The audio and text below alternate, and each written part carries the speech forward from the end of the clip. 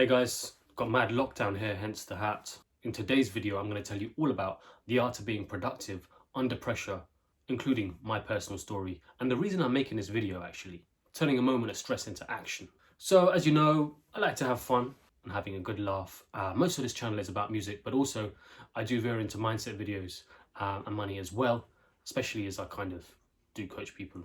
It's a passion of mine. So today, funnily enough, I want to talk about a mindset issue that I discovered while making music. It's equally applicable to any bit of creativity or productivity you're doing. Could be sports related, could be artistic, could just be a report or an exam you need to do. It's about stress-free productivity and performing under pressure. You know, it's funny. I spend so much time talking to other people about improving their efficiency and productivity and getting things done, but yet I made the same mistake I tell other people to avoid. The difference, of course, is that I was aware straight away about what I was doing and how to correct it. And that also led me to making this video in case you might be going through the same thing. So a few weeks ago, I started creating these making the beat videos, or beats and bars videos as I call them. Basically where I make a beat from scratch, write some lyrics, record the vocals, and then give you the whole thing as one video to enjoy. So you get the beat making side and some of my dopest lyrics. The whole point of this was literally to have fun making a beat and producing a song which is about a minute long at the end of it. Just a creative way to blow off steam, which is also practicing my skills at the same time. Have fun, improving. That's a win-win. And that was it. That was all it was. Now I've had some great feedback, particularly the lyrics. And if you know me, you know I pride myself on lyrics and I'm generally into words. So when it came to the next week's beat, I felt a bit of pressure and it wasn't good. There were a few things in particular which caused me to freak out just a little bit. Firstly, I was worried about not making something as good as the last video. I was worried I would disappoint those who would like my last stuff and were looking for something on par, if not better, and not being able to come out with something as good. Secondly, I was daunted by the amount of work I had to do. From obviously making the beat, but also editing the video, uploading, blah, blah, blah, blah, blah. Now thirdly, I tried something different for this beat, which is something I'd already planned, just to keep it fresh. I did it on purpose, but in hindsight, I should have allowed more time to experiment. Whereas I could post the previous ones on autopilot, and I'd only set the same amount of time to do them as the last one. Fourthly, the lyrics just weren't flowing as easily. In the time that I'd written the whole song for the last one, I'd only written one line. 5, the deadline.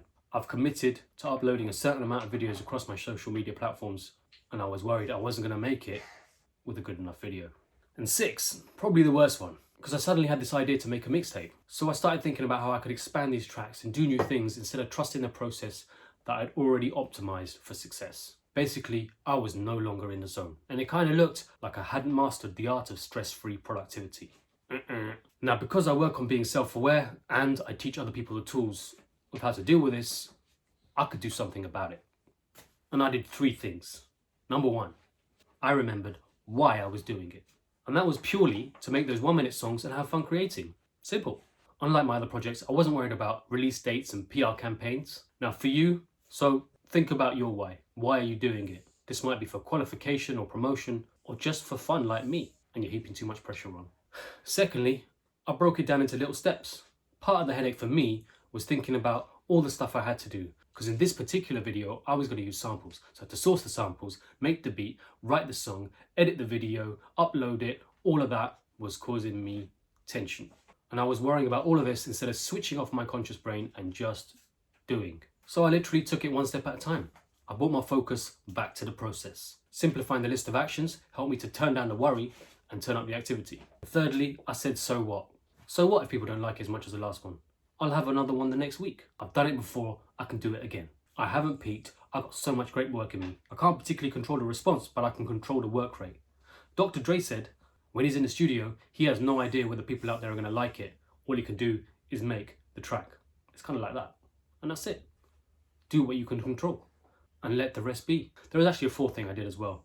And that was I just took a break. I watched a sitcom on Netflix for 20 minutes. I felt better after having a good laugh. It's best to keep your mind as clear as possible so you can be both stress-free and productive. It's about getting in the zone. And that's the hardest challenge. And that's something we can probably do a video on in the future. Imagine you could just chill and get things done. The easiest way of doing this is to focus on one thing at a time for a short amount of time.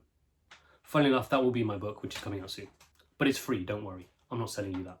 There's nothing to say we can't have a good laugh while we grow together. So if you like this kind of vibe, hit subscribe. Thanks for watching. Peace.